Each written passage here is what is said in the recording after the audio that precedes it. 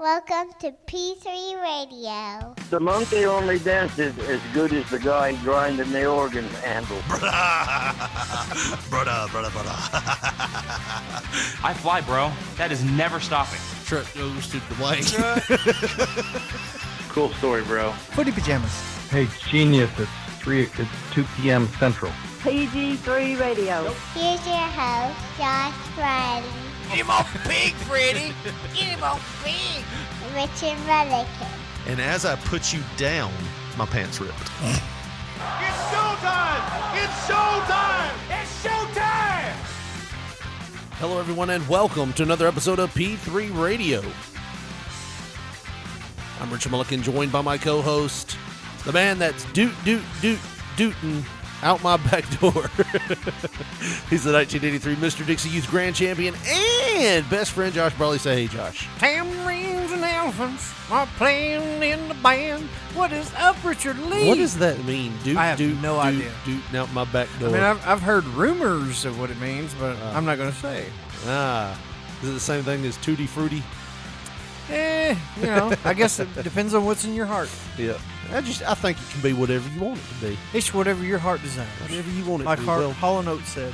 we are back for episode 249, Josh. Got a big week this week.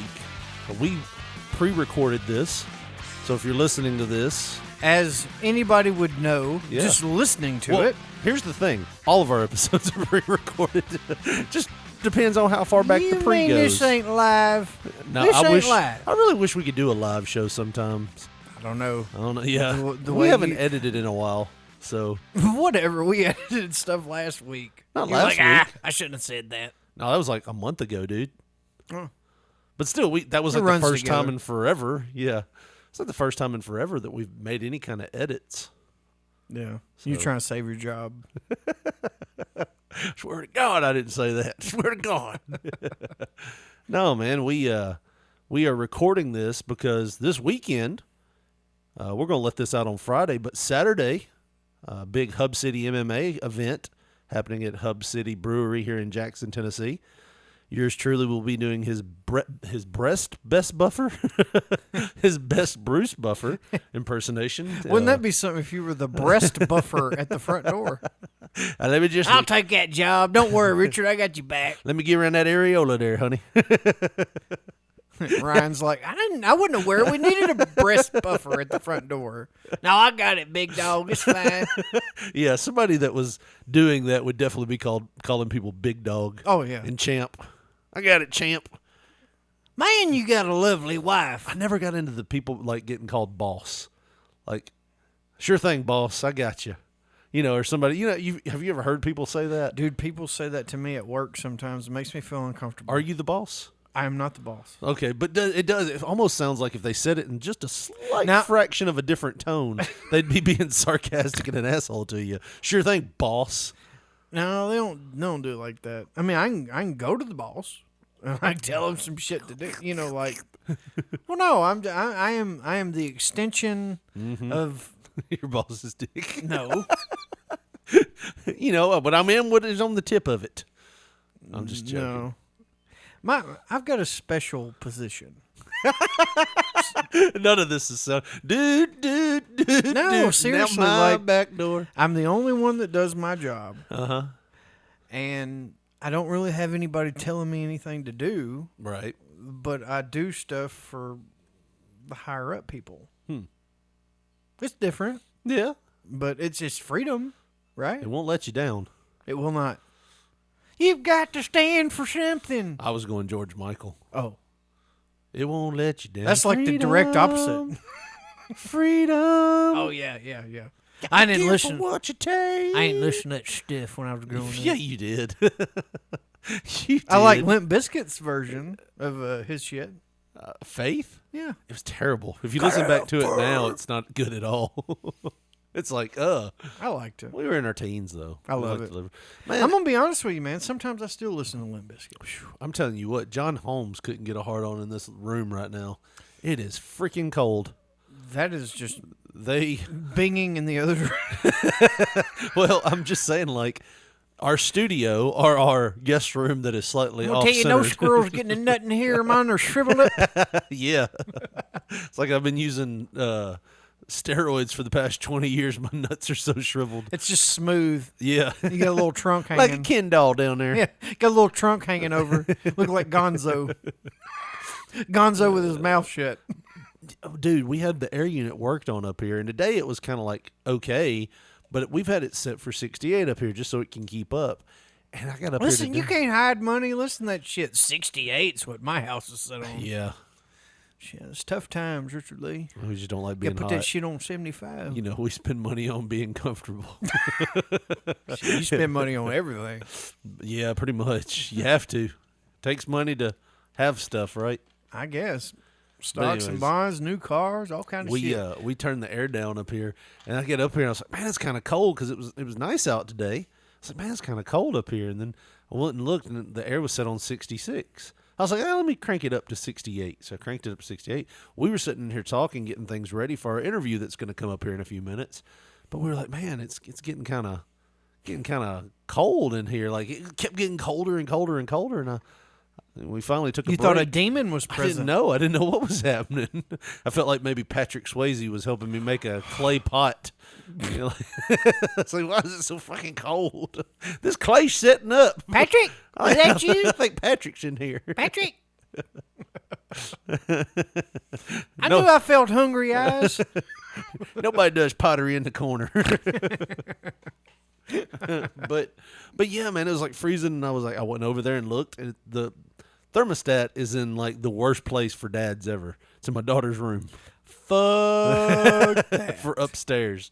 I'd have it like you know what? That would be like a work thermostat. That motherfucker would have a plastic box around it and a key. Then only I got it. Nobody's touching We it. gonna set it on 78, and y'all just gonna have to deal with it. I ain't getting my ass chewed out again. But no, man, like she had set it down on 65. It was cold, and it was colder in here than it is outside, and it's nice outside today. Yeah, it is. Like it's actually a little chilly at times when the wind's blowing. So that great blackberry winter, huh? What does that even mean? Like, Blackberry? I don't know. I've just heard it all my life. Blackberry winter. something Mama used to say. Well, I tell you what, Richard Lee, the snow was on top of the trees for 3 months. That means it's going to be a blackberry winter. And the moon doth shine. I was like, what? What? What are you What does that talking mean? about? If that snow hangs around for 3 days, I don't it's think waiting that's on like another. Is that like a scientific increment of What? measurement? What? Or that's going to be a blackberry? Like it's something that's recordable. Like that's a think it's blackberry just- winter. I think so, it's just when the blackberries bloom, there's supposed to be another cold snap. So they call it blackberry winter. I thought flowers bloomed. Well, we've already had like buttercups pop up, and they're dead now. Buttercups are really like the get it over with quickly spring flower, you know? I'm pretty. I'm done. Yeah. You plant them. You plant them for like a few days, and they're there like for like ever. Like there was somebody that apparently planted buttercups out here at some point in our life, and they put it like in between where our fence is now, and every year there's buttercups popping up inside of our fence, outside of our fence. Like I don't know Right when they on the property line. Yeah, I don't know when they planted these things. Probably back in the 50s when some asshole neighbors lived next door to you. Well, there was a house in between us and our neighbor, and it apparently burnt down at some point. Probably them, because that'd be super close. Yeah. It's like one of y'all two burnt, or, in the past, Yeah. burn it down. Like, I don't like that shit being so close to my house. I do like the buttercups, though. We'll paint them in their memory. But buttercups just, they don't go away. Or paint them. Plant them. Paint them. We'll paint them. They're shoving like house paint on buttercups. Why are they dying and wilting so fast? That's why they die, Richard Lee. You got your answer. Yeah. You paint them. But yeah, I mean, 2 weeks, they're here and they're gone. Like, little thing. Maybe it's the damn birds. It might be because of or the weather. Squirrels. Because it's like 85 one day, Yeah. and then it's 32 the next night. They're the ones. They're the ultimate plant cuck. They're like, hey, the sun's out. Let me come on out. Oh, it's cold. It's cold. I'm nothing. I don't want to do this anymore. I'm gonna look at I'm some just a little tulips. bitch plant. I'm gonna look at some tulips till they weed eat me down. Till they whack my weed. Oh, But So good times. But yeah, busy week this week, so we're recording early. I'm glad we worked cucking into the intro. Awesome. Our guest is going to be like, how did I get involved in this? I just want everybody to know I do not endorse the intro. Right. We don't either, sir. As an alderman, I cannot be a part of this. He just hangs up within 5 seconds. How did he Click. hear us? How did he hear about us? Or he calls us in a week. Take that part down. Well, we are interviewing the one and only Downtown Bruno today. Yeah, and I'm super excited. Just because, I mean, he's one of them guys, man. It's like he touches on those childhood points. You know what I mean? Like, I think you need to say that a different way, my friend. what I mean, no, I'm serious. Like, whenever I think back, He hits a bit of nostalgia for you as a child. Not he touches on those childhood points. Could you see where that might be taken wrong? I guess. You know what I He's mean, gonna damn call it. back next week. Which one of you are calling me a better ass? No, we are not. He touches on those childhood Josh points. just isn't a wordsmith, Mr. Bruno. Goddamn, Bruno, you know what I mean. No, I know what you mean. He was the first he like is manager yes. after Jimmy Hart in Memphis. Yeah, I mean That was the one that just made you want to kill him. Now let's be honest. Did you really see a lot of Jimmy Hart? I mean, He was already kind of on the way out when we were younger. well, when I began remembering, like I always knew who Jimmy Hart was, and that's Yeah. probably because, you know, I could imagine I was, you know, able to pay attention to something. I was Yeah. sat in front of the TV and I watched Memphis wrestling, but it was like, even if I don't have too many Jimmy Hart in Memphis memories, it's like my granny, my mom, everybody yeah. around you, you know, just like reading shit or whatever. It's everybody. That's Jimmy Hart. He's from Memphis. That's how, you know, it was. So, and like I said, he was the first one after. Yep. Like, to me, that I kind of gravitated towards in terms of like, I mean, even like a kid, you know, 5, 6 years old, I think I could kick his ass. Yeah, I mean, honestly, I mean, Jimmy Hart was kind of a taller guy. I mean, it doesn't really show like when he was on video. If you ever meet him in person, he's kind of a taller guy, and you're like, okay, I could see where some intimidation would come here if, you know, the right person.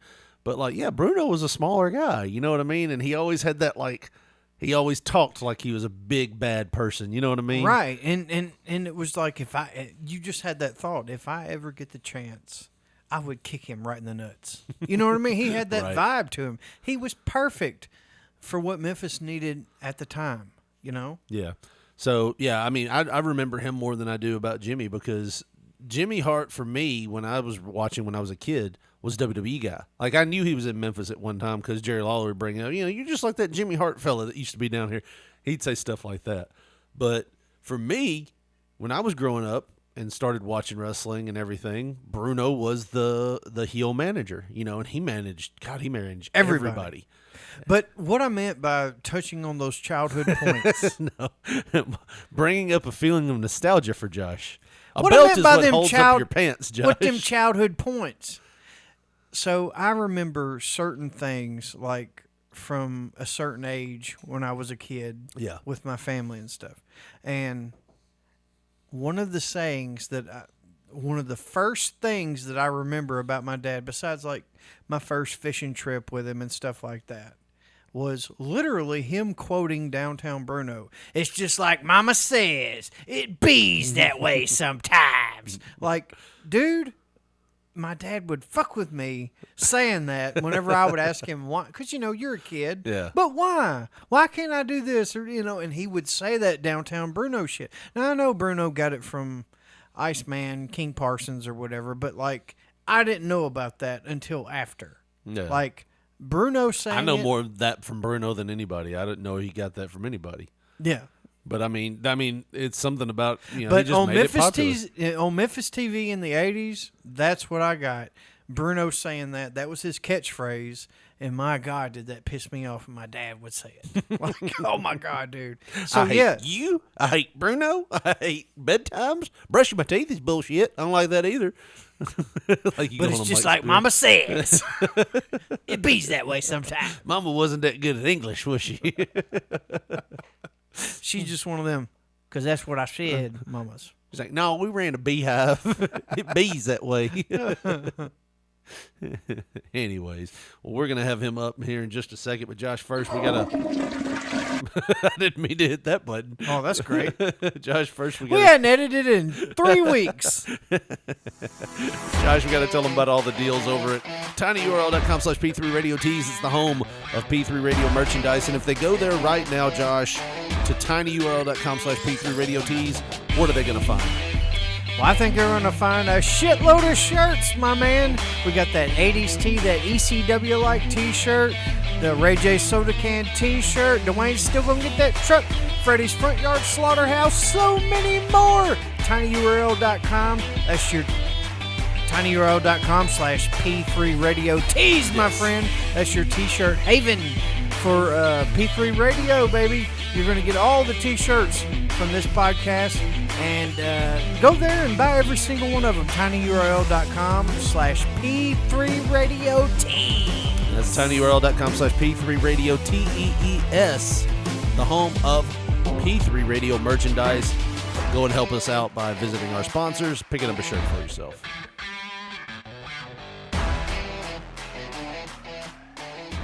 We don't talk about Bruno, no, no, no. We don't talk about Bruno. Well, ladies and gentlemen, right now joining us on the P3 Radio hotline, we have a legend in the world of professional wrestling. He has worked with countless stars, Hall of Famers, and is known by just about every wrestling fan from the Memphis territory to around the world with WWE. He has seen every venue from the Mid-South Coliseum to the Madison Square Garden and everywhere in between. It is our honor to have the one and only Downtown Bruno. Mr. Bruno, welcome to P3 Radio. Hey, it's my honor and privilege to be here. I'm excited to be on the show, and I'm looking forward to having a nice conversation with y'all for all the great fans. Yeah, and we grew up watching you. We were just talking about how you were the manager in Memphis when we were younger. Like, you were the one that and you got a lot of heat with everybody. Even us as kids, we were like, I bet we could take him. You know, it was just like, but you talked like such a big guy and like a tough guy that we were like, oh, come on. So, like, when we were kids, and like I said, you'll take this hopefully as a compliment, like probably one of the most hated people in our lives, right, Josh? Definitely. I mean, filling the shoes of Jimmy Hart coming from Memphis, that's a big deal. And I'm going to tell you, man, you definitely filled them, and even more for me. I absolutely hated you when I was a kid. And that's a tremendous compliment, because my job was to make y'all hate me. So if you were saying, oh, we thought you were funny, well, that wouldn't have been much of a compliment, because the business was different back then, as y'all know. Now it's geared more towards entertainment I'm not going to say for the most part, but in some regards. But back then it wasn't labeled entertainment. Well, naturally, anything you pay to see or watch on TV or go to, it's to entertain you in one way or the other. But in our way, it was different, because, by God, we believed it everything ourselves. And if we believed it, by God, y'all would. And that's the way it was. We lived our persona, and I loved every minute of it. Well, you know, if we look at Wikipedia and we look at the dates, and when it says you got started, because, you know, everybody can put anything they want in Wikipedia, but when it says you got started and your age, you must have been really young when you got in the business. How old were you, and how did you get into the world of professional wrestling? Because it was kind of a tight-knit business back then. I started at the age of 14 years old in 1979, and I started out putting up the ring, period, in the story. And just one thing led to another. I worked for Guido Tatry, who had a wrestling organization, and he's the one that kind of had me putting up the ring and everything. And then we took our ring, or his ring, to a promotion in Kentucky, ran by a guy named Dale Mann, MCW, Mid-Continental Wrestling. Dale I liked him. Dale was a great guy. He helped me a lot. And I worked for Dale Mann, and that's his first tried managing. Of course, I was green as grass on the ground. I didn't know what I was doing, but it was a start. And it was a foot in the door. And then I ended up going to putting the ring up and working on the crew for the NWA in Kansas City for Bob Geigel, back when the NWA was the governing body of professional wrestling. And that's when I met Rocky Johnson. And that's where my life took to that right there. Rocky Johnson was the first one that really set my life in motion. He said, man, we need to bring you to Hawaii and let you manage over there, man. You'll get over like $1 million. And he brought me to Hawaii. That's where it all pretty much began. That was like in '83. And, hell, watch Young Rock every week. You'll see how that came along. That was the turning point in my life. Yeah. Now, you said you lived in Hawaii there, I guess. I've heard two different stories about Hawaii, like about how it's either the most beautiful place and you love it, or it's like getting beat over the head with paradise every day. How'd you feel about Hawaii? Did you like living there for the time you were there? Well, for the 9 months I was there, it was okay, but it was like, trust me, I wouldn't have to, I think I only went to the beach once. I was working. I worked in the office for the MyVias, and I did answer the phone all day. I did errands. I put out window cards, posters for the events. Obviously, in 1983, there was no social media or nothing, so you advertise your events by putting out posters all over town, and I put up the ring, and I would manage, and it was. I mean, the weather was nice, the area was nice. I didn't make a lot of money, but I got a whole lot of experience. And, it was a turning point in my life. So I don't have much bad to say about it. I mean, I didn't get along with Lita Maivia, but as you watch on Young Rock, nobody did. So that's a true story. Right. And Dwayne's mother, Ata, is one of the most wonderful people I've ever met in my entire life. And she understood that her mother was kind of hard to do business with for a haole. And a haole is somebody that's not Polynesian, which was me. So, it wasn't the easiest thing in the world to deal with her, but in general, it was a very positive experience. Yeah, I remember seeing a video of The Rock's mom and The Rock on Jimmy Fallon's show. And, she had Jimmy Fallon cracking up. She's just charming and just seems like one of the sweetest people in the world. Wonderful person. She's, my mother, God bless her, she's up with Jesus now. So, Ata, Dwayne's mother, and she calls me son, and I call her mom. That's how close we are. That's awesome. Yeah, you could really tell how nice she is from that interview. Now, I'm guessing, being in Hawaii and being around the that scene and being around the NWA, is that what got you into Memphis? This whole story, that's how that changed my life. I always wanted to be in the Memphis territory. Because, back then, it was even WWE was F at the time, right? Was a territory. The biggest one, the most lucrative one, don't get me wrong, but it was still at that point just the New York territory. It wasn't worldwide yet, or even nationwide at that point. It was just getting started. In my territory, it was Memphis. That's where I wanted to be. That was the big time for me. I wanted to be in Memphis, obviously being a Memphis guy, but you don't start off in the major leagues. You don't start off at home. Well, Lawler came to Hawaii to work, and he watched me managing some other guys, and he liked my work, and he asked Rocky if I could manage him one night against a guy. And Rocky said, yeah, sure. And I managed Lawler, and he really liked how it went, which it really did go fantastic. And that's when Lawler brought me to Memphis. He realized I was ready. So that's, believe me, being in Hawaii for PPCW, Polynesian Pacific Championship Wrestling, it changed the trajectory of my life, to use a word that Rock uses, and it's the truth. Well, so who was the first person, say, like, whenever you come into the Memphis territory, like, who are you paired with? Like, you're going to manage this guy. Who is it that you're paired with, and do you have any, like, long-term plans? Well, Tony Falk, Phil Hickerson, Big Bubba and Goliath, the Moondogs.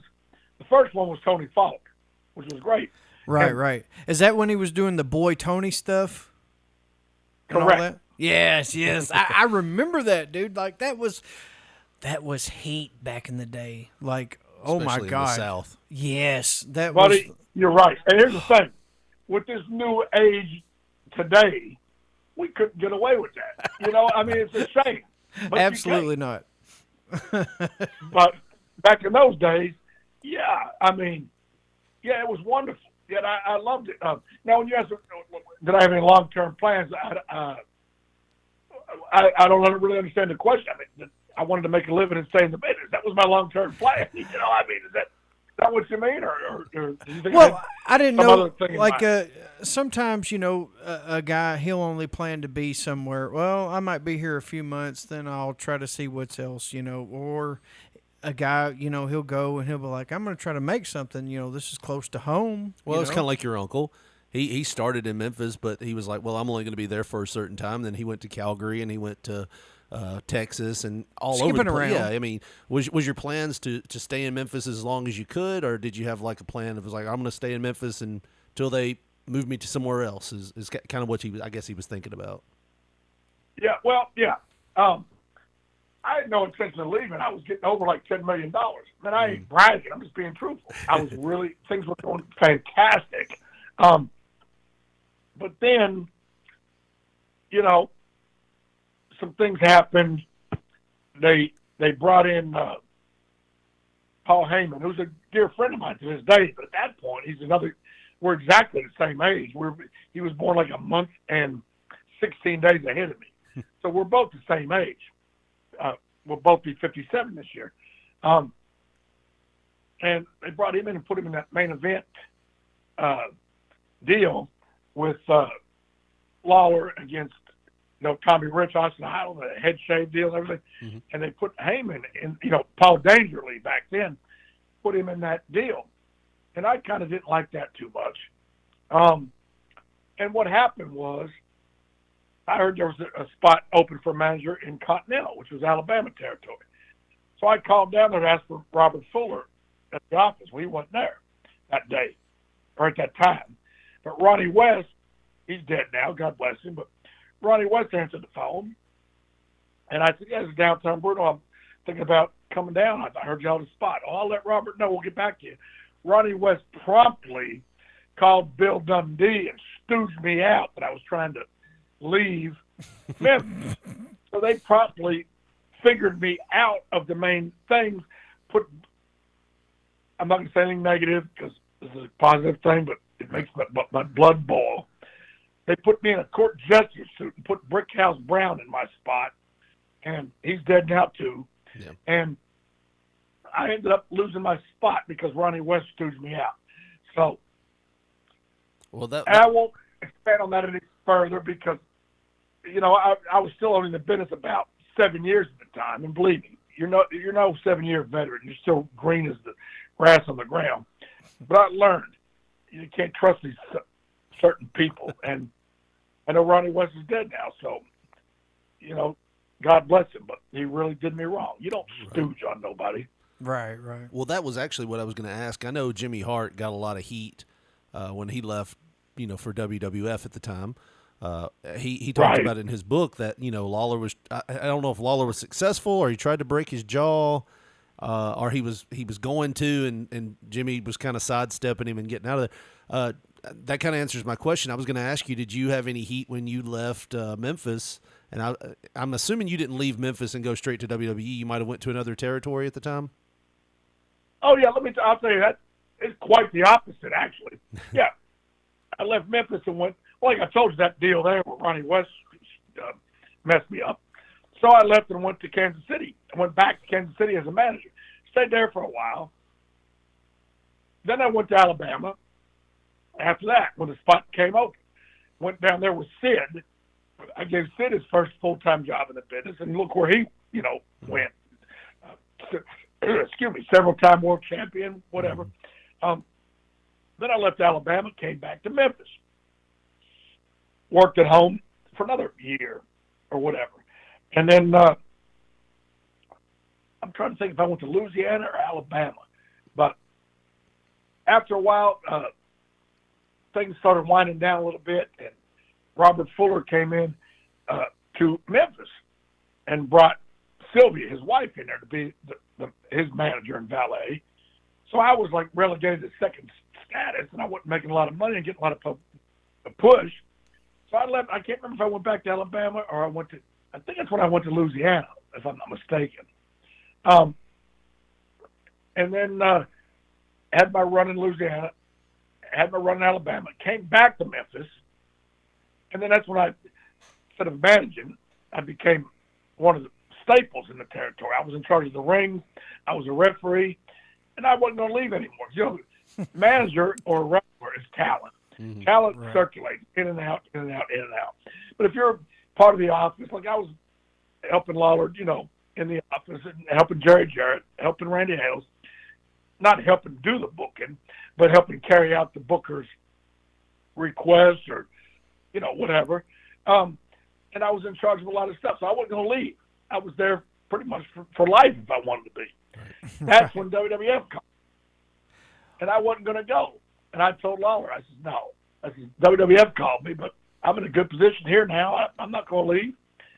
And he goes, you telling me that WWF called you and you're going to stay here to work on the ring with Chili Willie and Big Fat Raymond? I said, yeah. He goes, well, you're fired. Wow.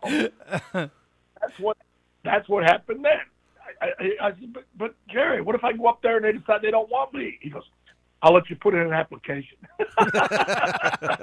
Well, from this point, let's bag back just a little bit. So were you in Continental whenever the whole David Woods thing happened? Like whenever? Absolutely, I was there. So like just being there and being a part of the promotion, like were you optimistic when that thing happened, or did you see the writing on the wall and you knew, hey, I probably need to start looking for something else because this thing ain't going to last long?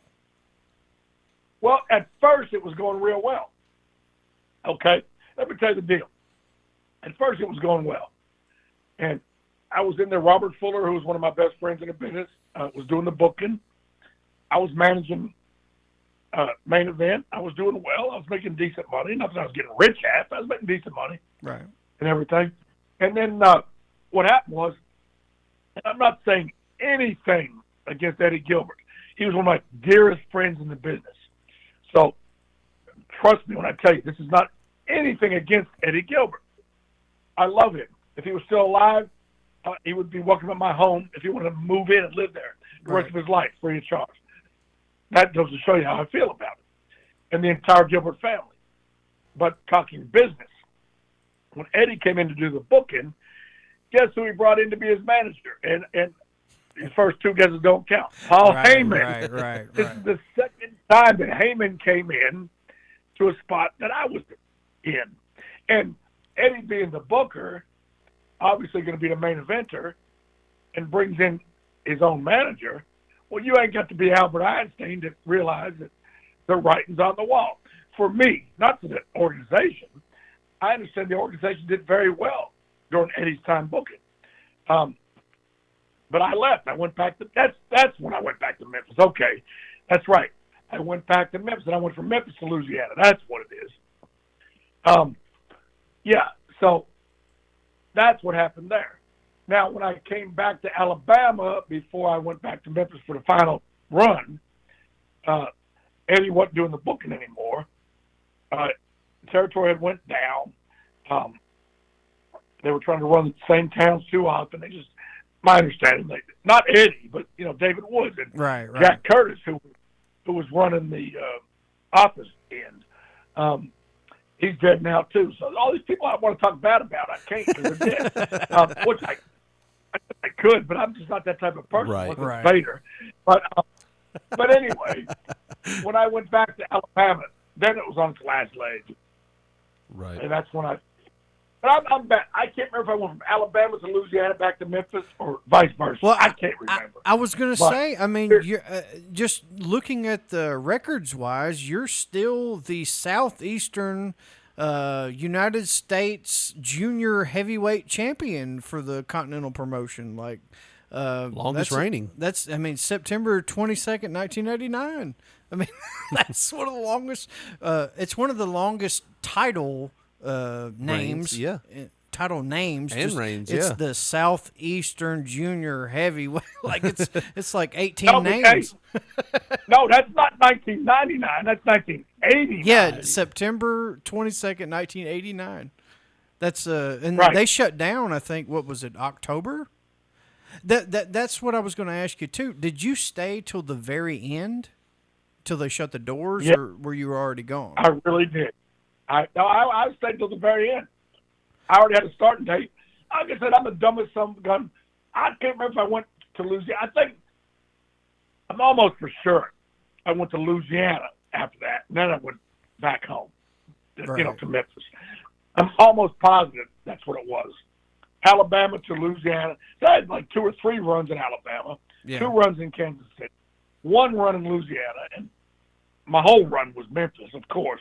Back, even when I was gone, I was still a Memphis guy. Just was a Memphis guy that just wasn't there at the time. Well, for somebody that watched the TV every single week, I mean, anybody that you see first appear in Memphis, they're a Memphis guy. Yeah. Yeah. They'll always be a Memphis guy. Like I always view Jimmy Hart. That's a Memphis guy. That's just Right. who he is. Right. But Well- it was sad because Alabama was a good territory at one point. But I'm gonna tell you this: what happened was WWE, and I've told this to Vince himself, who's a dear friend of mine, Vince McMahon. He's a victim of his own success because he had all the territories in the country to pick from to get guys to come to work for him. Who's getting over here? Who's getting over there? Who's getting over here? And these guys all had experience, myself, everyone else. When I went to WWE, I was already in the business 10 years.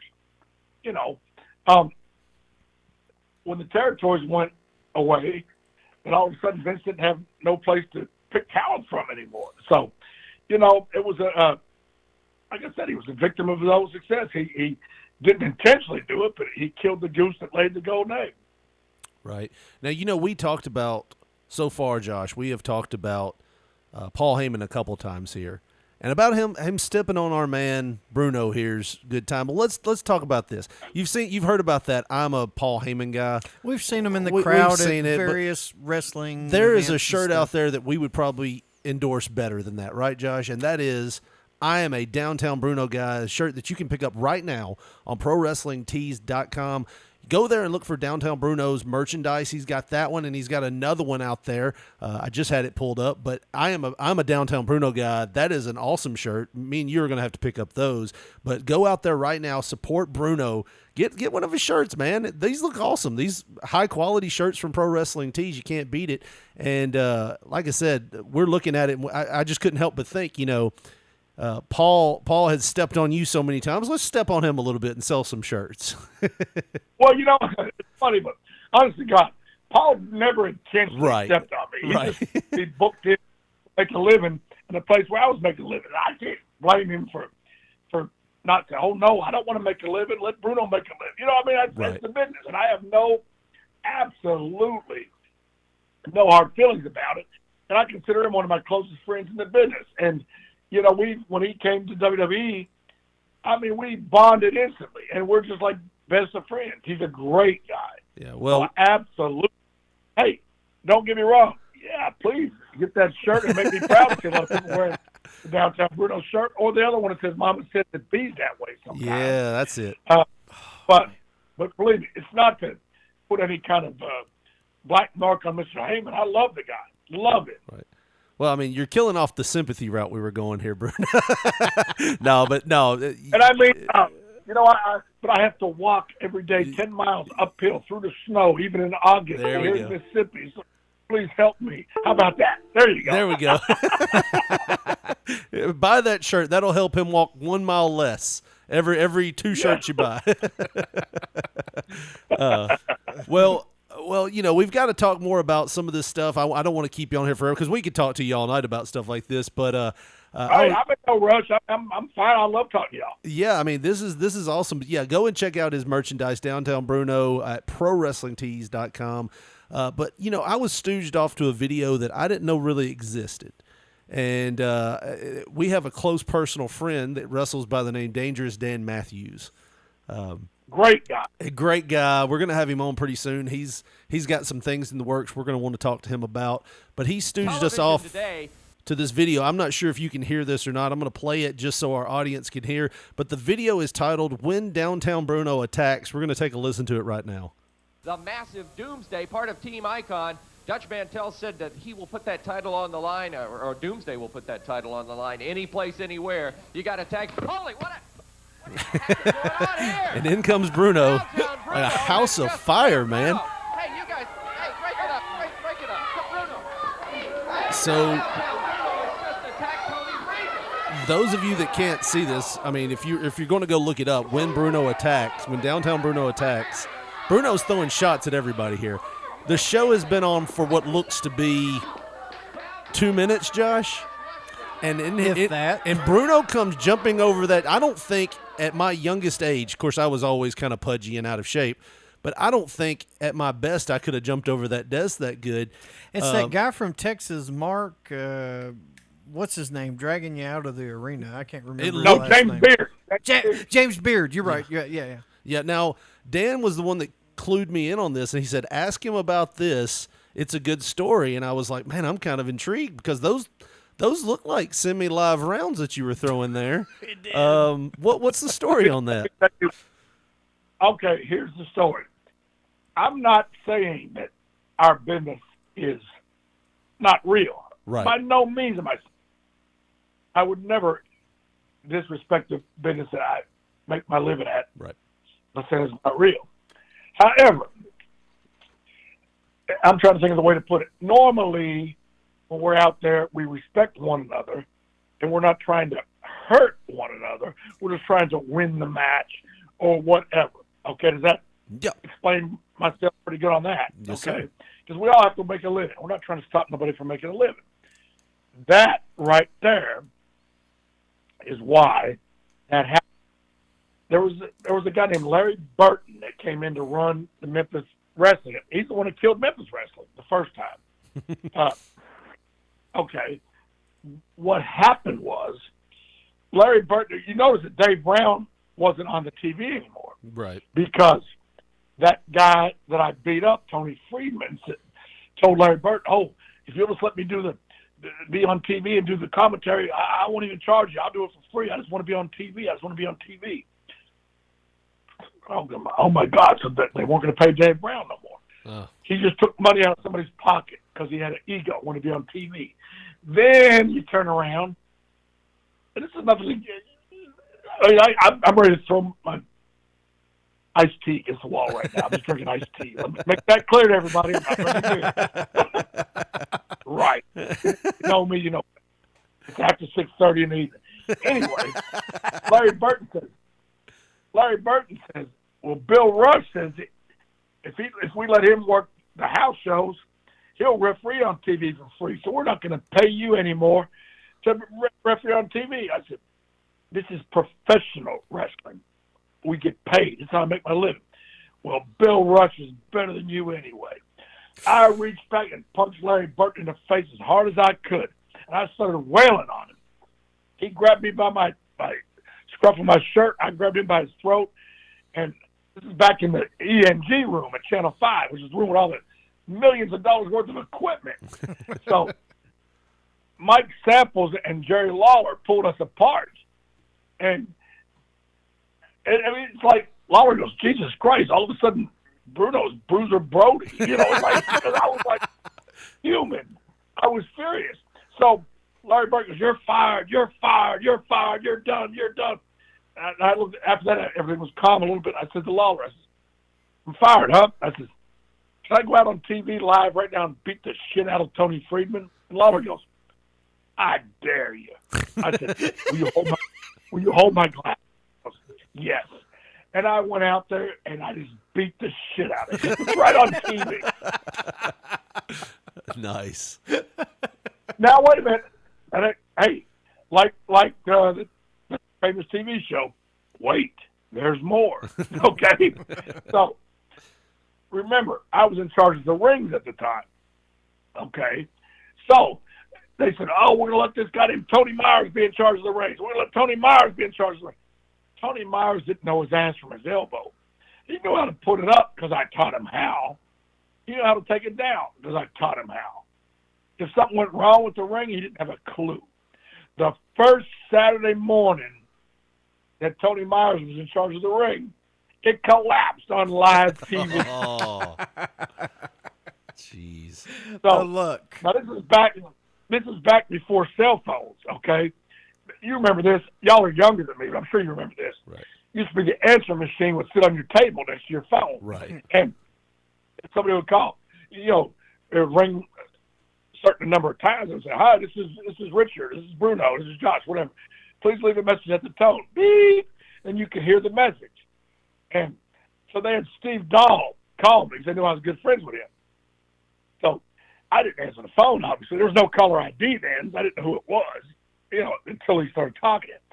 And he says, "Hey, Bruno, they've decided to lift your suspension and hire you back." And then he started whispering. He goes, "Don't pick up, don't pick up. I know you're laughing." "Oh, yeah, Bruno, they've decided, if you don't mind coming to Channel 5, you get up here as quick as you can and help with the ring, and you'll be reinstated." "Don't pick up. This is hilarious." "Yeah. Hey, Larry, Bruno must not be home. He don't answer. Sorry." And I laughed. Then finally Lawler called me. He says, "We got a show tonight." I forget where it was, somewhere in Tennessee. He goes, "Can you come get the ring and bring it and put it up?" I says, "I'm not using Tony Myers and his bunch. I want Chili Willie and Fat Raymond." He goes, "Bring Chili Willie and Fat Raymond whoever you want. Please, come back." So I said, "Okay, I'll come back. But no more Tony Myers, no more Tony Freeman." And that was it. So all of a sudden I had all the balls in my court, so to speak. Right.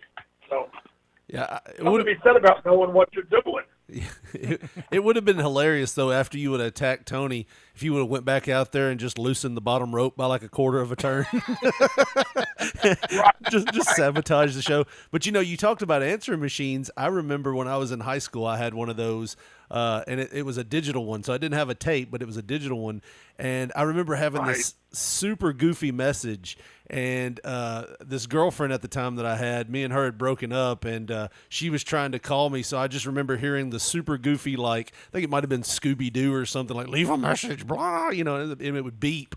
And when it beep, it's like, "Call me back, okay?" It's the stupidest thing ever. You would hear Scooby-Doo's voice, and it's just, but there's nothing more comical than an answering machine message, because it was they were either done like very straight or somebody just didn't know how to talk on them. And when you said that, it just sparked that for me. But yeah, so not long after that, USWA kind of folded, didn't it? Yeah, because it was ridiculous. There was a guy that running it, Larry Burton, that has about as much business running a damn wrestling company as I got flying a dang-gun airplane, But he thought he knew everything, and he killed it. He killed it deader than hell. But I'm going to tell you, you said the worst thing. Let me tell you what would have been the worst thing, though. Think about this. What if Tony Freeman would have flipped around and just beat the shit out of me? That would have ruined my career. But I mean, would it have though? Because you were a heel, people, I don't know if it would have ruined I think you could have made it work. Well, I wasn't a heel then. I was just a regular referee. I had enough, and I just beat the shit out of him, Well, then, yeah, it would have killed you dead. You would have had to turn heel the next week. Yeah, I was going to say, Michael St. John didn't have very much to say at all. It's like, what's going on here? And then it happened. He thought they were doing an angle, or we were doing an angle, but they didn't tell him about it. He didn't know. I just said, "I'm going to beat the shit out of this son of a bitch." He's taking money out of. We do this for a living. Here's not doing it for a hobby. Well, this ain't a effing hobby. Right. My house is paid for from professional wrestling. The shoes I got on, whatever I got on my shirt, everything I got was paid for by professional wrestling.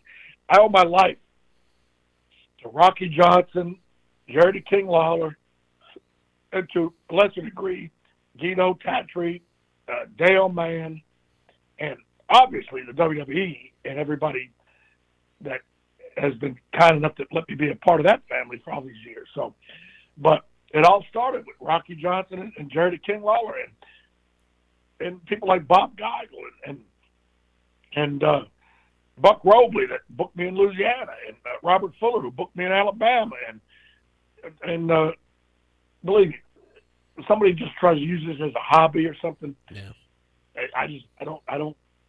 I take this business. I have a good time and I have fun. I laugh and joke around, but when it comes down to it, I take the business very seriously. Right. So we were looking at Wikipedia, just deciding like what we believed and what we didn't believe. But it said that during like your after Guido Mongol trained you and all that, like Lord Jonathan Boyd became a mentor in your career. Is that true? And do you have any like? Yeah, he kind of did. I mean, do you have any good Lord Jonathan Boyd stories? Well, the thing with him was he was a bad drunk. He would get drunk and get very mean and evil. He was good to me in the business. Yeah. But at times he became a very evil, mean guy. And he died alone, an alcoholic at a fairly young age. He did help me a lot. He got me booked. He had me a starting date in San Antonio. He was booking down there for Joe Blanchard. But that's about the time that the territory closed down there. Right. So I didn't go, but he had me a starting date. I mean, he looked after me. I have no hatred for him or anything like that. He's not Vader. But I've got to know now, right? I've got to. The bottom line is, yeah, he was always okay. He just had his demons, and truthfully, this is not me standing up on a pulpit at the church or something, but I have to be truthful with you. The one thing he was preaching, there ain't no God. I'm an atheist. There ain't no God. There ain't no God. Well, I couldn't take that no more. Right. And everybody can believe whatever you want. That's fine. I'm not trying to say everybody should believe like I do. Okay, I'm 100% Christian, Catholic, Lord Jesus Christ worshiping, period. No arguments, no questions, no doubts. Okay. However, and I'm not saying y'all are, I'm just saying, for example, if y'all didn't believe in God, that's your business. Right. Don't I don't go around preaching Jesus unless somebody asks me, how do you believe? What do you believe? Okay. Jonathan made it his point to always talk about there ain't no God, there ain't no God. I don't want to hear that shit. Right. If you don't believe in, go around and don't believe in God. I mean, I don't believe in the tooth fairy. I don't parade around the streets. Hey, how you doing, man? Ain't no tooth fairy. How you doing? Ain't no tooth fairy. Telling every 7-year-old, hey, guess what, chump? There ain't no fucking tooth fairy. Why would you do that? I just want to point out that The Rock was the tooth fairy. He was in that movie. He was. So you're right. Oh, that's right. Oh, I forgot about that. That's before he cut his big action movie star. That's right. Right. Rock. Yeah, I actually met him once or twice. Yeah. We're going to talk about that. You feel free to give me the Iggy on this if you want, because, like I said, we would talk positive. But well, before we get off of Lord Jonathan Boyd, all right. Bruno, have you ever seen the video of Lord Jonathan Boyd catching himself on fire? No, what territory was that in? Oregon. It was whenever Brian. Sounds Brian like an Clark, Oregon thing to do. Yeah, it was like whenever Don Owens was kind of wrapping it up. It was Brian Adams who became Crush in WWE or whatever. He was just getting his start or whatever, and he was in some kind of faction with Lord Jonathan Boyd. And in the early stages of like whatever Botchamania is and stuff, when people were watching funny wrestling videos and the first viral ones or whatever, Lord Jonathan Boyd had one where he's pretty much just saying, and we're going to fight fire with fire. And he takes a piece of flash paper out, but whenever he lights it and he throws it, it goes back onto his own shoulder, and he pretty much catches his head, neck, and shoulder on fire. And somehow... Somehow that made it on YouTube. It's an awesome look. If you get time, I'll look it up. I'll text you a link or something after this. Yeah, I've never looked at any Oregon, nothing on YouTube or nothing because I never worked there. Right. So I never had a picture. You know, I mean, it was a good place. I'm not putting it down. Just, Right. I never looked at it. You know, it's one of the places I never worked. Right. I think it's funny. Talk about going to a place you never worked. I never worked in Dallas territory, but when Jerry Jarrett, you know, took over Dallas territory for a short period of time, they evidently had two shows one night, like a big show down the main Dallas area and a smaller show in an outdoor, like a fairgrounds or something, up on the Arkansas-Oklahoma border. So they had me drive down from Memphis to referee that one because their main referees were at the big show.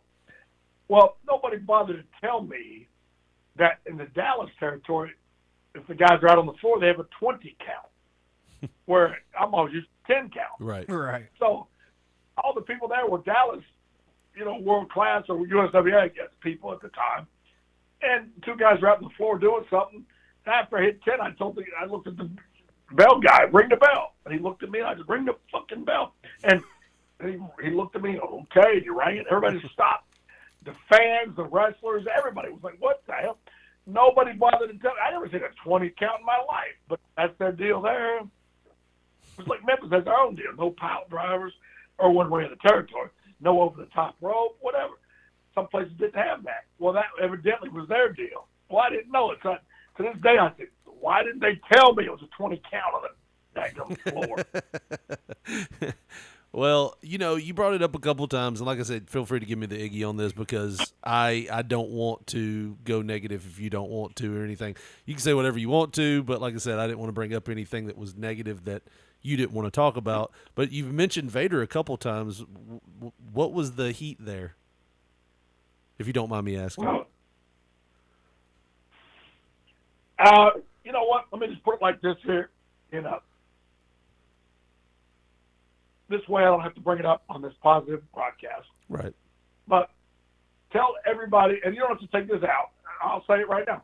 Let everyone, after they listen to this, go Google or YouTube or whatever. When I did the stories with Briscoe and Bradshaw, I told the whole story on there. Mm-hmm. Now, as much as I did not like Leon White or respect Leon White in any way, shape, form, or fashion, I can't stress enough. God bless him. I'm sorry that he passed away. God bless his family. I didn't know them, but they lost a member of their family, their father, their husband, or whatever, you know, whatever. God bless him. I don't have no happiness that he had illness, sickness, ailments, and died. Right. Zero. And I say a prayer for his soul. But business-wise, just everybody that's interested, go to, like I said, on YouTube, Stories with Briscoe and Bradshaw. Yep. I did an interview with them a few months ago, and I explained the whole thing. And just business-wise, he was not my friend in any way. Gotcha. Yeah, that's a great show. I like listening to those guys over there too. I love everything JBL does, and you know you can't get any better than Mr. Briscoe. So I mean, their stories are really good. I heard some of that interview. I haven't listened to all of it yet. I didn't want to step on the toes or try to get the questions from them. You know what I mean? I didn't want it to be parallel thinking there. So I didn't listen to all of it, but I knew you were on there. But yeah, go check that out because that is a really good podcast. If you're listening to us, what was it called again? It's Stories. It's Briscoe and JBL. Stories with Bradshaw. Yes, go check that out because, like I said, it's a really good podcast. We'll go more of a positive note here. It's story that's come out on Young Rock that comes on NBC right now. You were pretty close with The Rock and his dad and his family, and when he was 15, the story is he came and stayed with you. What was the 15-year-old Rock like? I mean, was he what was he into? Was he really into wrestling? Did he stay out of trouble? Was he into certain music? negative on all. He was into stealing. He was into driving, and I was very into receiving free stolen goods and have somebody drive me around. So it worked out very well for both of us, you know. Right. So, I mean, let me tell you, if anybody watched Young Rock this past Tuesday, May 3rd episode, if you didn't watch it, go on whatever source, you know, you have to watch things and watch it. The very last scene, and Dwayne texted me last night about it, and I texted him back. He told me before it happened, he goes, it's going to bring tears to your eyes. And he was right. They showed the scene where Vince McMahon, you know, the actor playing Vince McMahon told, quote unquote, Dwayne, you know, the actor playing Dwayne, he says, okay, we're going to send you to Memphis to work in the Memphis organization to get ready for, you know, up here. He goes, do you have any place to stay when you get to Memphis? And Dwayne said, yes, I have family there. No. Then they cut to the next scene where he knocked on the door. And I opened up the door. You know, the actor playing me opened up the door, and I said, welcome home, brother. And we hugged. And it did bring tears to my eyes. That's awesome. Because we came, I mean, you talk about somebody that's changed my life. I mean, it's not the truck he gave me or the exposure he's given me. It's the fact that we remained friends, and that he remembers all the things that we went through together. And that's huge to me. You know, right. I mean, when me and him first met, I was the quote unquote big star, you know, making $800 a week or something, you know. And now I'm like, it's just, who knew? It's just, who knew? Yeah, I mean, I've heard the short story, if you don't mind telling us, about how you took him to get his first car. I've heard bits and pieces of the short story. Do you mind telling us the story about you going with him to buy his first car? Yeah, well, I didn't go with him. We were together. See, there's this place in Nashville called Lower Broadway. Now it's like Beale Street, you know, Hooters and Planet Hollywood, you know, whatever. Just right. You know, it's all corporate and, you know, gentrified or whatever. It's like Beale Street is too, but as y'all know, being kind of Memphis guys, right. You know, Beale Street at one point was the roughest street in Memphis. Right. Okay. Well, Lower Broadway was the roughest street in Nashville before they cleaned it up, gentrified it, which actually, to me, took the character away from it. But that's another story. But back in the early 80s, there was nobody on Lower Broadway in Nashville but drug addicts, prostitutes, drunks, people that came to town to become country music stars and end up playing guitar in the street with a bucket in front of them. You know what I mean? It's right. The roughest part of Nashville. I mean, when you walk down Lower Broadway, the cops would frisk you. If you didn't have a gun or a knife, they'd give you one. You know, that's how bad it was, you know.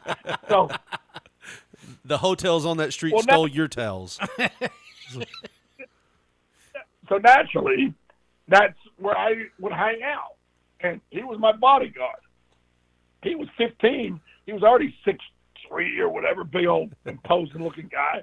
And I was downtown Bruno, you know, which was a big deal back then. And people were always gathering around me. And he was standing behind me all the time. And then these two bums said, hey, man, you want to buy a car? You want to buy a car? It was an old Thunderbird. And I don't want to buy that damn car. And Dwayne said, no, let's check it out. Let's check it out. And it was the worst car you ever seen in your damn life. But I said, oh, man, come on. Dwayne said, no, let's buy it. Let's buy it. Let's buy it. I said, you ain't got no money. He goes, yeah, but you do. I said, oh, Jesus Christ. I said, what you want for it? $80. I said, $80? And I said, I'll give you 40 and I'll come back tomorrow and give you another 40. Oh, okay. We'll take it. It was the worst looking effing car. Anyway, we got the keys. We drove it. Dwayne drove it. I'm following behind him. There's no tags on it. He ain't got no license. He's 15. We get about 3 blocks away from Lower Broadway, and he pulls over. I said, that son of a bitch done give out already.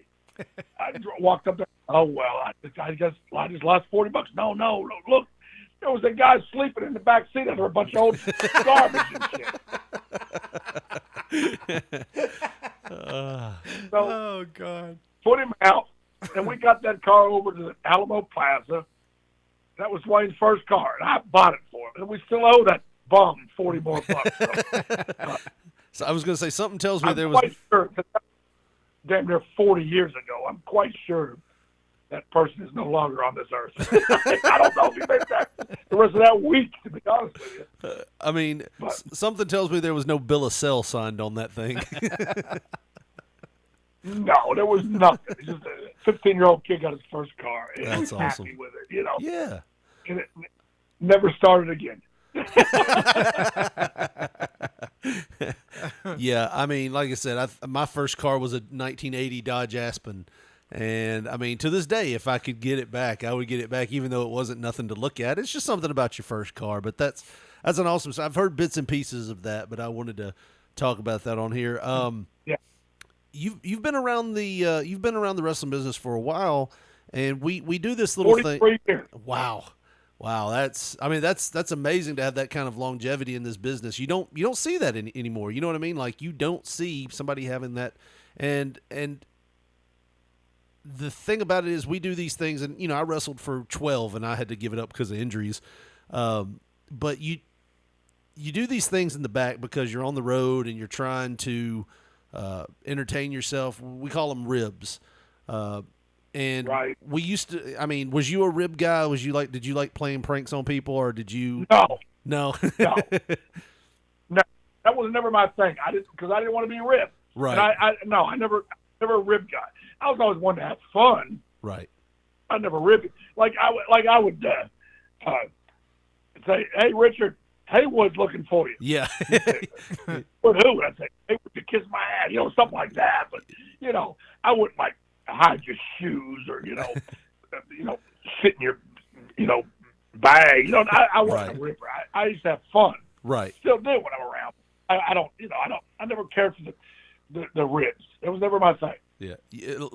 True story. He tried to get me with the Haywood thing this past week when I saw him in Millington. Yeah, nobody would go for it. I'd be mad. But yeah, you always heard about people like Kurt Hennig taking a lock and putting it through, two people's bags that hated each other, or those were the one, or Owen Hart. Brian Christopher, when he was on here with us, he was a real good friend of mine because, I worked a lot with him when I was starting out. I was trained by Bill Dundee, and then I worked a lot with Kevin White, and he was with Kevin all the time. So Brian got me a lot of bookings when I wouldn't have gotten them because he was just like, come with me. So he did a lot for me. Yeah, Brian was a great, God bless him. I miss him. He was like a brother to me, or a nephew or something, Right. Yeah. He told me this. He told the story on our podcast about how Owen Hart was in the car with him, and he said, "Let's see how fast we can get this thing going." They were in a rental car, and said he got it up to like fourth gear or something like that, and they were going, and all of a sudden Owen just pulled the handbrake. That was in the middle of the. So, I mean, as long as there's nobody getting hurt, I never really cared for the shitting in people's bags type thing or anything like that. But the thing you would hear about ribs was like they're building camaraderie. It brings the boys. Yeah, I don't know what shitting in the bag does, but it's not camaraderie at all. Well, here's the thing. I'll tell you this though about the business. Yeah, if I wanted, I'm not a ribber, like I said, but we're in Millington the other day. If I wanted to rib one of the guys, I'm not going to shit in his bag. That's not a rib, but that's more like that guy really fucked somebody over. Let's get even with it. You know what I'm saying? Right. If I want, and again, I'm not a ribber. If I wanted to rib you, if you were wrestling that night, I would hide one of your boots. And so you're like, well, I'd give it back to you. I wouldn't expect you to try to go to the ring with one boot. Something like that. Or put a sign on your bag. I'm an asshole or something. Wouldn't let you go to the ring that way. Right. But sitting in the bag or cutting your, like Fuji was the worst about that. Fuji didn't like you. Fuji would shit in your bag. He would cut your clothes apart. Cook your dog. Noel teriyaki.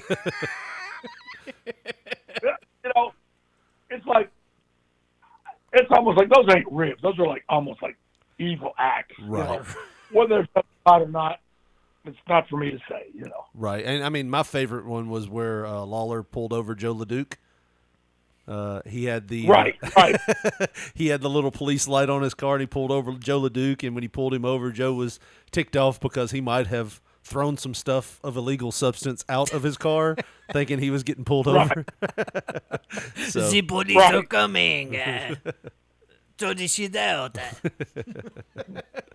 But yeah, But I mean, I've seen some shit. Trust me, I've seen some shit, and I never wanted to be a part of it. I never got ripped because I always got along with everybody. right. You know, so I never had it happen to me.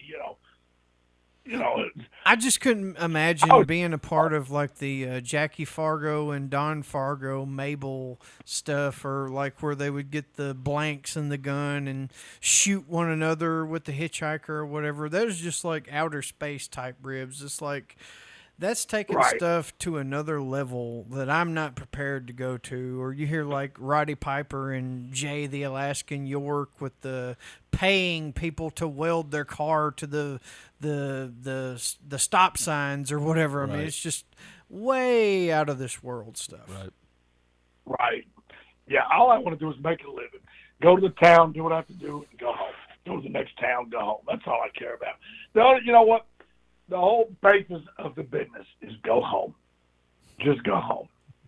Is that I was going to say, is that our cue?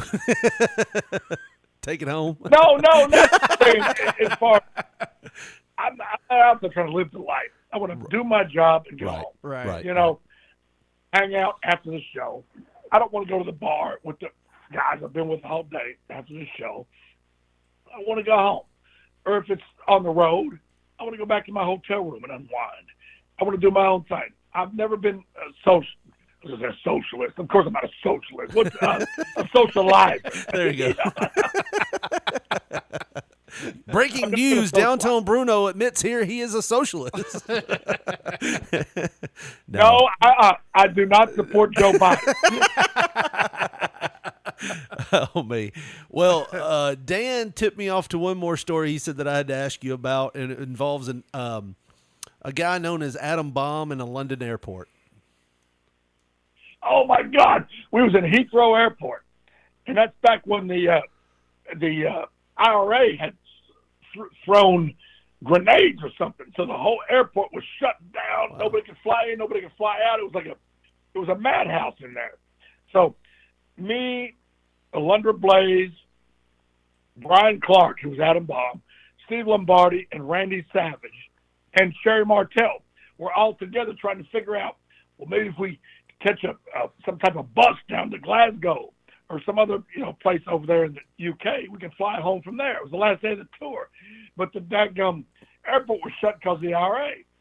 Long story short, I forget if it was Randy Savage, or one of them said, hey, we got there's a way we can get a car service to take us to Glasgow, which I don't remember how many miles it was, but we get down there and we can fly from Glasgow to wherever, and then we can catch another flight and take us to New York.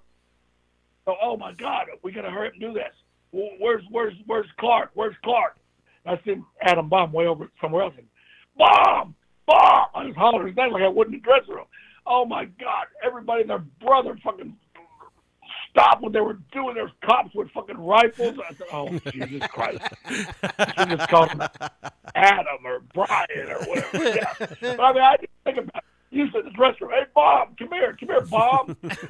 I'm at Heathrow Airport in the middle of a freaking bombing thing. I go, Bob. I mean, looking back, I could have maybe thought that one through a little bit more carefully. Yeah. I have a buddy who's one of his favorite drinks it's called an Irish car bomb. It's Bailey's and Irish cream. And you drop it in, and it tastes almost like a milkshake. But you have to drink it really fast because it curdles the cream or whatever. But he said he was over in Ireland one time, and he was just like, man, I want one of those. And he ordered an Irish car bomb. Well, apparently they don't call it that there. And it's like one of the most offensive things you can say. And they're like, what did you just say to us? So, yeah, I could see how that could be problematic. Though. Was that was pre 9/11. Of course, it was Adam Bomb, right? Right. now you'd never get out of jail. Oh yeah, you'd still be in the No, holding facility. Well, I know. Well, I was going to say we've got 3 more questions for you if you got time here. Absolutely. We always, you always ask the people, who was on your Mount Rushmore, and Mount Rushmore is 4 people. Top 5, who would say, and this is just your opinion, no right or wrong answers here. Who would you say the top 5 people you've ever seen work, like wrestling wise? Could be managers, could be wrestlers, but the top 5 in the industry that you've ever seen at any era. Well, it's funny because I see this all the time. Asking different guys who's the Rushmore, Mount Rushmore. Right. And I've seen people, give different answers, and most of the answers I would agree with. However, I can honestly say I cannot list because there's so many. I mean, I'd have to have like a dadgum huge mountain because there's just so many. I can't limit it to 4. Right. I mean, Jerry the King Lawler, without a doubt. Right. I mean, to me, undoubtedly, he work with anybody, and he's done leaps and bounds personally too for my life, but also in the business as a businessman. I mean, he's way up there, and there's so much different criteria. Does this guy have great bumps? Does this guy do great promo? There's somebody like Jerry the King Lawler is one of the best, if not the best. Dusty Rhodes. Oh, yeah. I will never let anybody think against him. He could talk. He could work. He could get the people behind him. He was phenomenal. Dusty Rhodes was tremendous. No ifs, ands, buts, or maybes to that, period. The magnificent one, Don Morocco. Unbelievable. Possibly the best rugged heel I've ever seen in my life. He had do you ever see the one where he ate the hoagie sandwich and kicked the dude's ass during the match? That was great. Yeah, absolutely. He's one of the best there ever was. I mean, there's so many I could name that I couldn't just do a Mount Rushmore. I mean, Hulk Hogan is the Elvis Presley of the business. Right. No ifs, ands, or buts. Elvis Presley was the best of all time in music. Now, I'm not saying everybody's got their opinion. I think Roy Orbison was better. But I'm saying as far as who drew the most money ever in the business, nobody's going to argue that it wasn't Hulk Hogan, because it was. Right. Without a doubt. So he's up there. Undertaker was the longest running top guy there ever was. Dwayne or Stone Cold Steve Austin drew huge amounts of money. Shawn Michaels is possibly the most athletic guy that ever stepped in the square circle. I mean, you know what I mean? It's funny you ask that question, because when I see these guys do this Mount Rushmore, I just can't limit it. Right. Randy Savage drew a shitload of money. Yeah. Good worker, good guy. I liked it. I could never put Ultimate Warrior in there. He was horrible. Did he draw money? Sure, but he was horrible. Right. Let's just be honest. Yeah. So, but yeah, obviously there's a lot of really good guys. There was a lot of really good guys that drew money, made money, that were nice guys. That some guys that nobody ever heard of should be up there. You know what I mean? It's very subjective. But yeah, Lawler, Don Morocco, Hogan. Who had the better look in the business than Sid? Nobody. No, God. Sid had the look. He had the. If you said let's start this new business called professional wrestling, let's invent a guy that would be the ultimate look.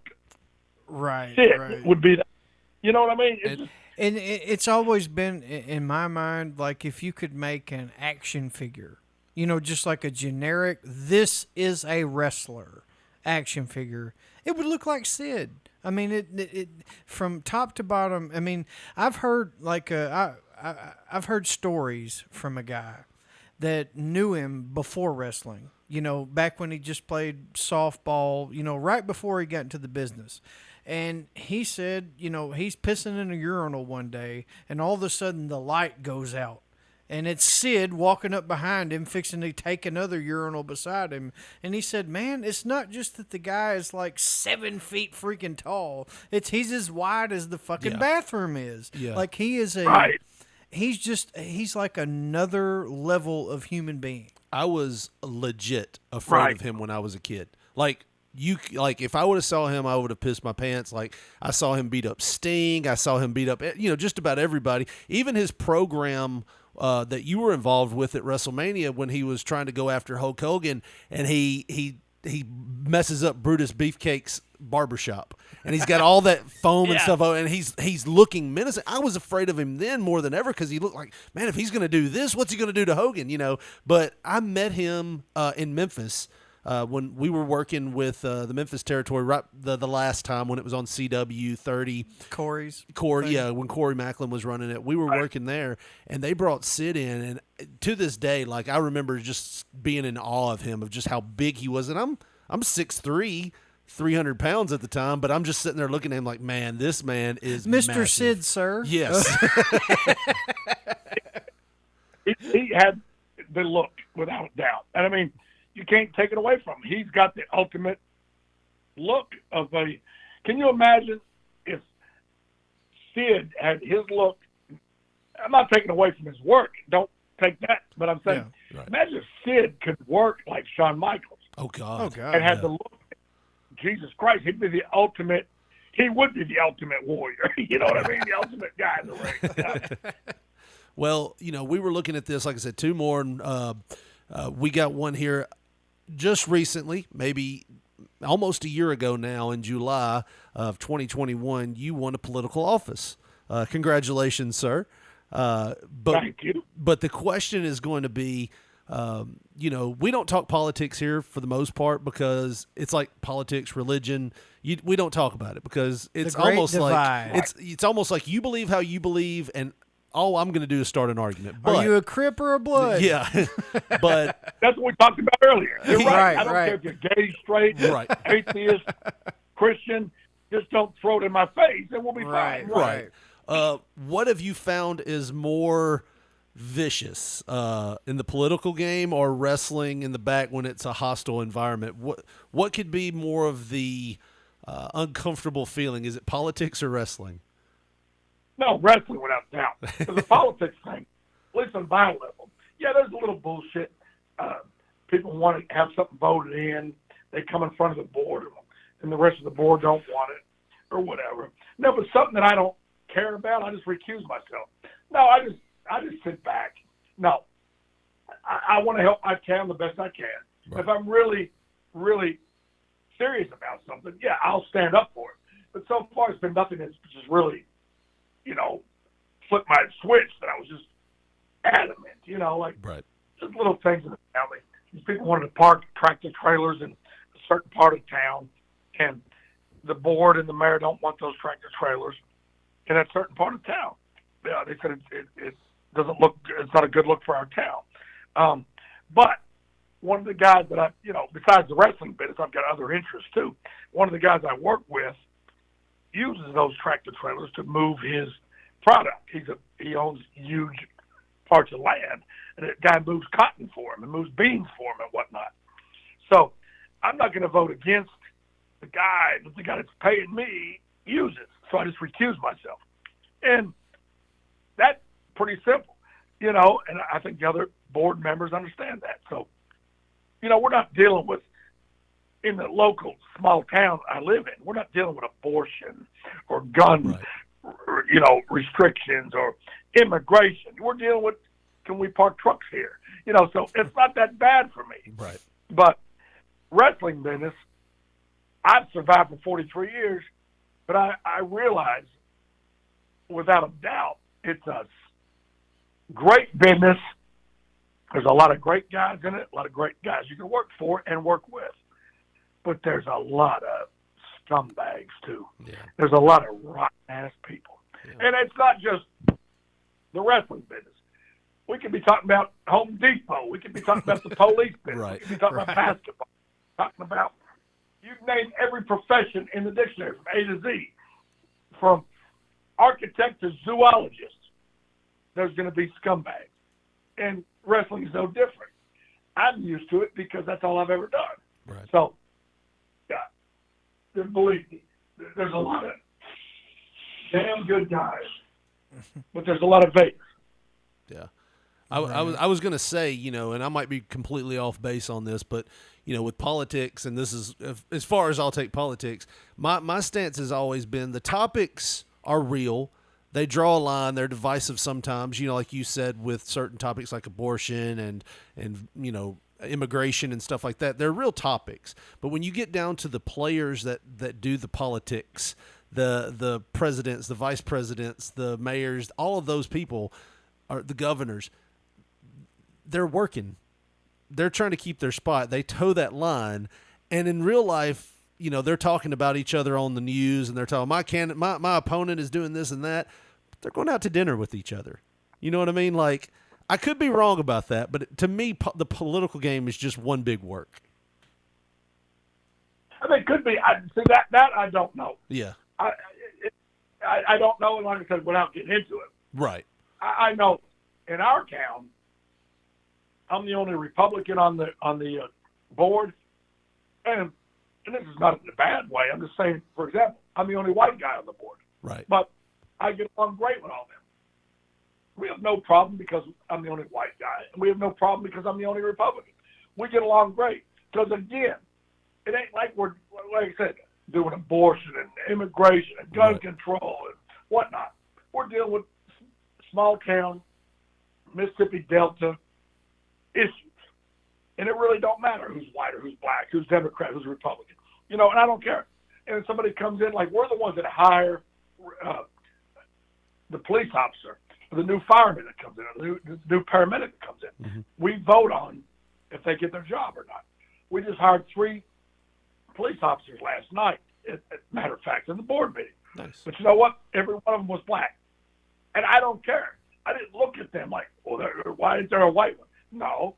I looked at it like, these guys seem like good guys. They showed us good qualifications. And, yes, I voted yes for all 3 of them. I had no issue with none of them. Right. Now, if one of them would have had a spotty record or a bad attitude or whatever, again, whether he was white or black, I may have voted him no for that reason.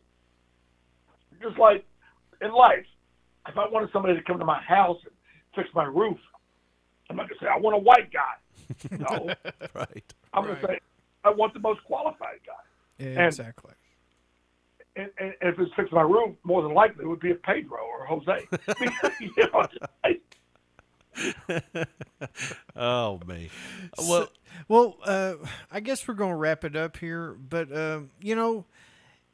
if you had any advice for someone nowadays wanting to get into the wrestling business, if there was one thing that you could tell them, above all, hey, listen to this, what would you tell them? 3 words. Very simple. 3 words. Don't do it. Which seems to be the common denominator with most people when we ask them that. Everyone we've talked to that we've asked that has said that for the most part. What did Mr. Uncle Danny, sir, tell you when you were 16 years old? Yeah, when I was 16, I had told Danny. Danny was running OVW at the time. We went up to see him, and I said, Josh looked at him and said, Uncle Danny, Richard's going to be here when he turns 18. And Danny looked at me, and he looked at Josh. He's like, Josh, I will send Richard right back home because I don't want him in this business. Right. So, you damn right. It ain't the same business. Trust me when I tell you. Yeah. I mean, years ago, I could help you get booked in Kansas City, Alabama, Louisiana, here, there, wherever. Where would I get you booked now? Up in Millington, up in Ripley, up in Dyersburg, yeah, it's great. Good little shows. You ain't going to make a living. Right. Living in the business my whole career, my whole life. I still am. I'm the head groundskeeper for the town of Walls right now. I'm an alderman for the town of Walls. I'm the head groundskeeper for Lakeview Trailer Court in Walls because I like it. And it's extra money. It's something to do. That's not my living. My living is all involves that ring, that squared circle, which I never understood that phrase. I've been in the business 43 years, and to this day, I don't see any circles. What the hell is square? I don't get it. Yeah. Well, I tell you what, go over and check out his shirts, Pro Wrestling Tees, downtown Bruno. Pick up a shirt over there. It's really awesome little store. Can't go wrong with one of those shirts either that he's got over there, like the I'm a downtown Bruno guy. But I'm telling you, Josh, this has been. You're a downtown Bruno guy. I am. I'm a downtown Bruno guy. And hopefully after this podcast, we've got more downtown Bruno guys. But Mr. Bruno, I just want to say thank you for being a part of this show. Thank you for being willing to do it. Like I said, you seemed very happy to do it and very nice. And there was a few times I texted you and you could have just said, hey, leave me alone. But you were really nice about it. And you were just like, hey, I'm ready to come on. So we appreciate you being on. Brother, I enjoyed the hell out of it. And look, y'all, we can't end anything that involves downtown Bruno without me saying this to the listeners. Come on. Yeah. Are you ready? Yeah. Please. It's like Mama says, it bees that way sometimes. Well, Josh, I don't know of a better way to end it than that right there. Man, I have had so much fun this week, dude. Oh, my God. Well, once again, go check out his store, Downtown Bruno, on Pro Wrestling Tees. Josh, if they want to follow us on social media or give us a call or send us an email, how do they do that? Well, on Twitter, we are at P3 Radio, the number 1 on Facebook. Put in that search bar, Pop Poncho, Poncho. You will see our photo. And if you want to get with us the old school way, our phone number is 731-300-6675. Well, that's going to do it for us. For Josh Brawley, this is Richard Mulliken saying thanks for listening, and a big special thanks to Downtown Bruno. We'll see you again next week. But for us, good night.